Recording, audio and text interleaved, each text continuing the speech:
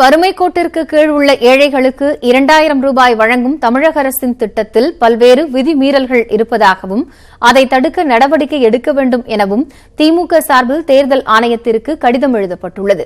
திமுக அமைப்பு செயலாளர் RS பாரதி எழுதியுள்ள அந்த கடிதத்தில் அதிமுக கொள்கை பரப்பு துணை பொதுச் செயலாளர் வைகை செல்வன் 2000 ரூபாய் திட்டம் மூலமாக தங்களுக்கு 2 கோடி வாக்குகள் கிடைக்கும் என பொதுக்கூட்டத்தில் பேசியதை குறிப்பிட்டுள்ளார்.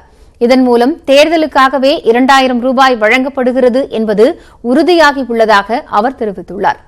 கட்சிக்கு வாக்கு சேர்க்க அரசு கருவூலத்தை அதிமுக பயன்படுத்துவது அதிகார துஷ்பிரயோகம் என்றும் அவர் சாடியுள்ளார்.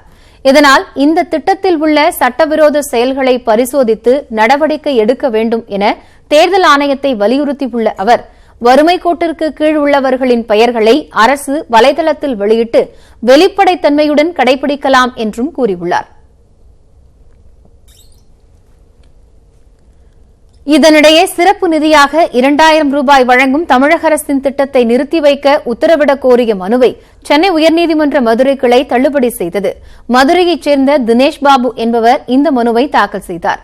இந்த மனு விசாரணைக்கு வந்தபோது சிறப்பு நிதி உதவி பெற ஊரக பகுதிகளில் 40,70,881 பேரும் நகர்ப்பகுதிகளில் 11,60,234 பேரும் கணக்கெடுக்கப்பட்டுள்ளதாக அரசு தரப்பில் தெரிவிக்கப்பட்டது.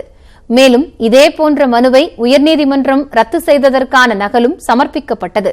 இதனை ஏற்றுக்கொண்ட உயர்நீதிமன்ற மதுரை கிளை வழக்கை தள்ளுபடி செய்து உத்தரவிட்டது.